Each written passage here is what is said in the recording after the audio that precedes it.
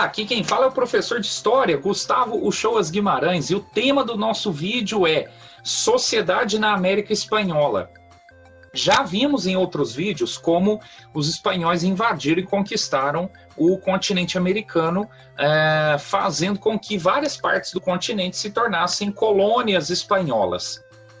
Para administrar essas colônias, foi criada toda uma estrutura aí, política e social que facilitaria aos espanhóis controlar suas colônias no continente americano. A estrutura social era baseada aí em 5 grupos, né? Os chapetones, os crioulos, os mestiços, indígenas e os negros. Quem eram os chapetones? Homens brancos, nascidos na Espanha, e que, vivendo na América, tinham os mais altos cargos. Então, era a elite mesmo. Elite política e econômica das colônias espanholas. Logo abaixo deles, os crioulos, que também faziam parte da elite. Era a elite econômica e política do continente americano, nas colônias espanholas. Mas, por já serem nascidos na América, eram descendentes de espanhóis, era filho de espanhol, neto de espanhol, mas por serem nascidos na América, então eles não tinham acesso aos mais altos cargos administrativos, judiciais, militares, mas mesmo assim ainda controlavam cargos abaixo desses mais altos. Cargos administrativos, eram grandes produtores rurais, então tinham poder. Logo abaixo, os mestiços, que eram filhos de brancos com índios, eram homens livres, mas normalmente trabalhadores braçais, que eram explorados na cidade e no campo.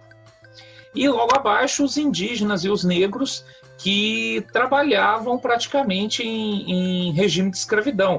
Você tinha os escravos negros, os escravos indígenas, e aqueles também indígenas que faziam trabalhos forçados ou servis em sistemas de trabalho chamados de mita e encomienda, né, trabalhando para os grandes proprietários de terra. Então, mesmo naqueles casos em que se refere aos indígenas como trabalho servil e tal, na verdade aí, né, estamos falando de regimes de escravidão.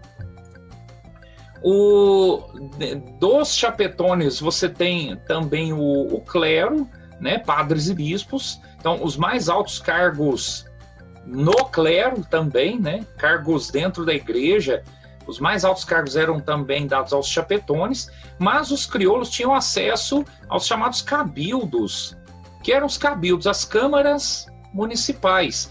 Aqui você tem uma estrutura política que era feita aí para a administração da colônia, tendo no alto o vice-rei, que representava o rei espanhol aqui na América, mas também as audiências, que tinham função judiciária, né, julgava aí, né, uma função de justiça, portanto. Mas, com o passar do tempo, passou a ter funções administrativas também.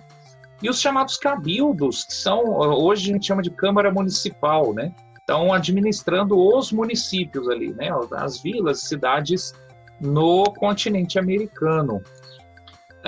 Aqui você tem mapas comparativos mostrando séculos 16, 17 e 18, do lado esquerdo aqui, como eram divididas as colônias espanholas na América. Você vê que eram divididas em vice-reinos.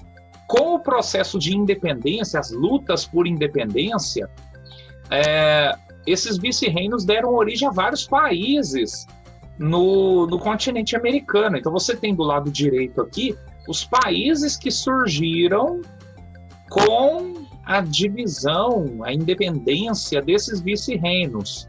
Então, é lógico que hoje, por exemplo, já houve algumas mudanças. Por exemplo, a Bolívia, com o passar do tempo, perdeu o litoral, o Paraguai hoje é um pouco maior, né? Mas, mesmo assim, você tem aqui um panorama. No século XIX, os países que ficaram independentes a partir dos vice-reinos que se separaram da Espanha no século XIX.